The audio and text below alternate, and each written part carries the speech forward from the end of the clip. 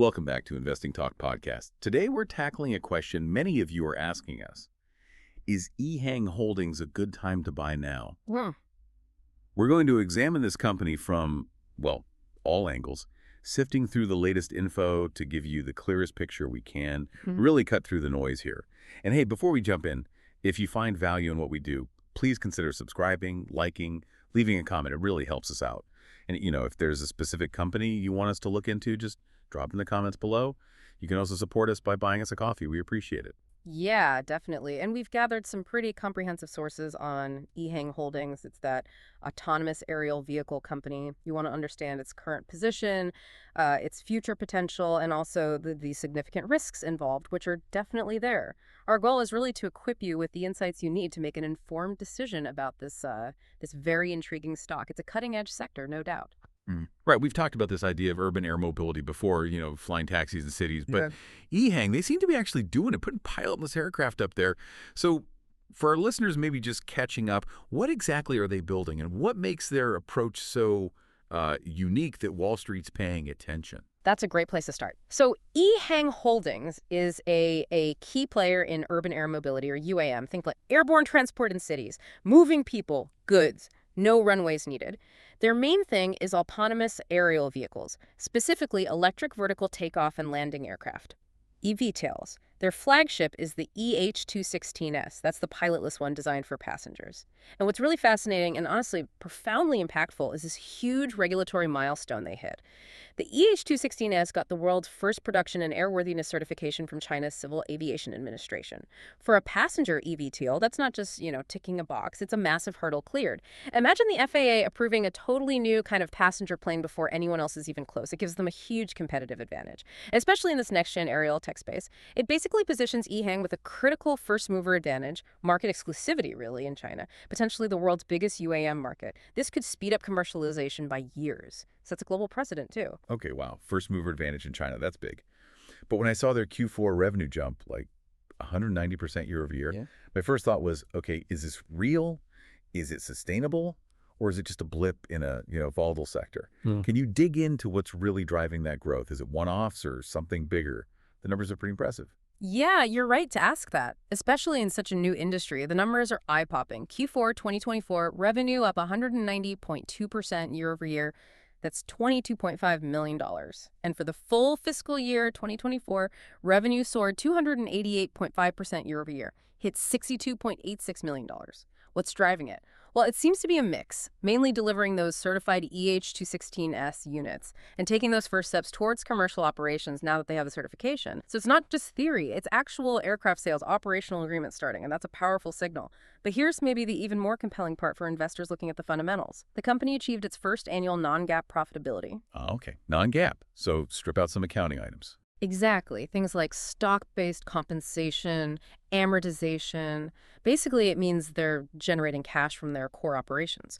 For a company like EHang, cutting-edge tech, usually burning cash on R&D for years, this is a huge turning point. It signals a shift from pure speculation towards, actual business viability. Suggests their unit economics are getting better, they're getting more efficient. That's pretty rare and very attractive in this kind of capital-intensive new sector. That is a significant shift. So what's the broader feeling about EHang then? Are analysts, institutions seeing this too? And maybe more importantly, how much weight should we give that sentiment in a sector this speculative? Yeah, the sentiment is mostly positive right now, driven largely by that growth and hitting profitability. We are seeing some institutional interests. 11 hedge fund holders reported, so some professional money is starting to flow in. They see potential. And analyst sentiment, overwhelmingly buy or strong buy. Out of 8 analysts covering them, 7 buys, 1 strong buy. It's a clear thumbs up from them. A thumbs up, okay. But, and this is crucial for you, the listener, remember that analyst sentiment often follows momentum, especially with high growth tech. It tends to be optimistic. The real test is if EHang can keep delivering quarter after quarter, meet those high expectations. We've seen hype cycles before, right? Oh, yeah. So it shows market belief, sure, but it's definitely not a guarantee. Okay, fair point. So given this strong performance, the positive sentiment, let's look ahead. What could push EHang even higher? What are the key catalysts, short-term, long-term, that listeners should be watching for as this story plays out? Right, short term, it's all about those future earnings reports. They need to keep confirming the growth and critically that non-GAAP profitability. Beat expectations consistently. That builds confidence. Also, just tracking actual sales volume. How many aircraft are they delivering? That's key. Longer term, several big things. First, commercial adoption. Widespread use.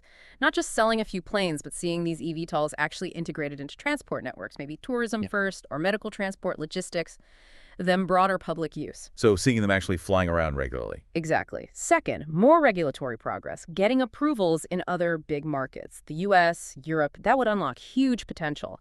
Each approval validates the tech, opens new revenue streams. Third, the infrastructure build-out. Vertiports, charging, air traffic management for these things. EHang needs to be part of that, or benefit from it. That sounds like a massive undertaking. It is. And finally, maybe new products. Bigger aircraft, specialized versions, and strategic partnerships. Teaming up with big aviation players or mobility companies, that could really accelerate things. And of course, broader factors matter too. Continued tech advances in autonomous flight, global regulations aligning. That helps the whole industry grow. So, okay, on one side, you've got this amazing story, pioneering tech, breakthroughs, great growth numbers. Sounds like the dream, right? The next big thing. But yeah, we know how this goes with emerging tech. That dream often comes with a hefty price tag. Let's switch gears. Let's talk valuation, because these numbers look pretty high. Yeah, this is a really important question for anyone thinking of investing. How is EHang priced? What's the market expecting?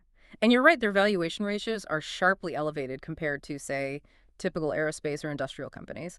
Suggests the market is pricing in extraordinary growth. How elevated are we talking? Oh, look at the normalized price-earnings ratio. It's at 335.94. Outstanding. Wow. Over 300 times earnings. Yeah. It means investors are willing to pay that much based on future hopes. Betting on explosive growth way beyond typical companies. Price sales is 19.29, so the market values them at nearly 20 times their annual revenue. Again, implies massive sales expansion as expected.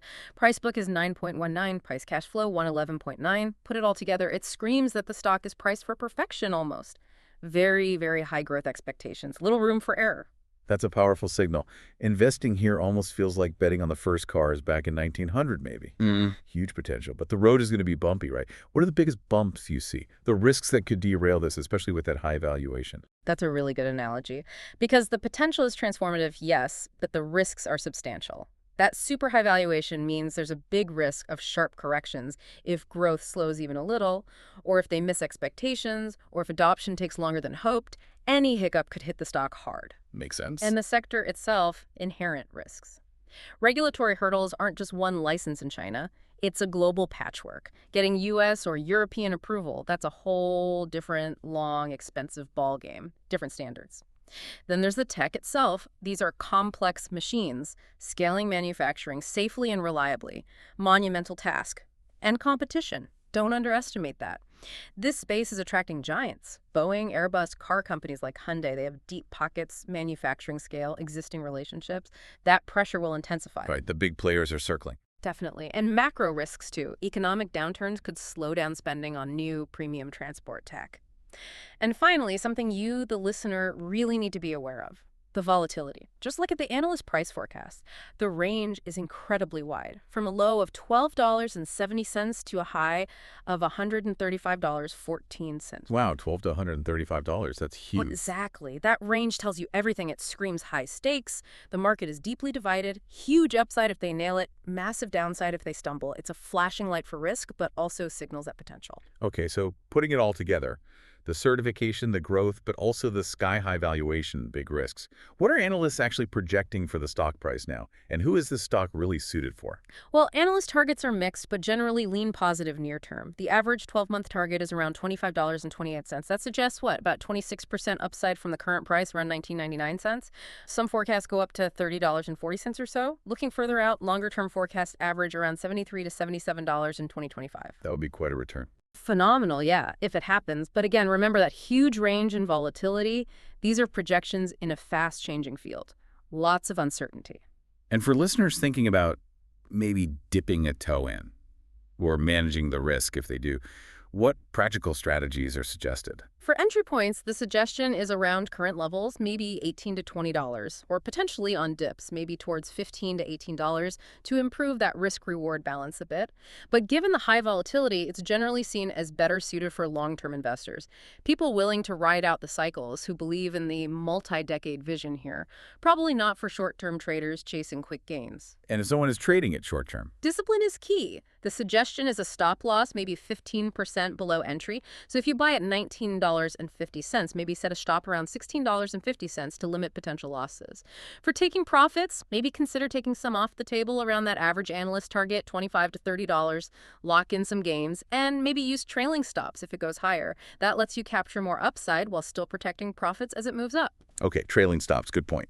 So let's wrap this up. What's the ultimate verdict on EHang Holdings for our listeners today? Look, EHang undeniably offers compelling growth potential. It's an incredibly innovative sector, promises to change transportation. They've hit major milestones, that certification, initial profitability. That's real. However, it comes at a very steep valuation. And with significant risks. It's highly volatile, definitely speculative. Those high multiples limit the margin of safety.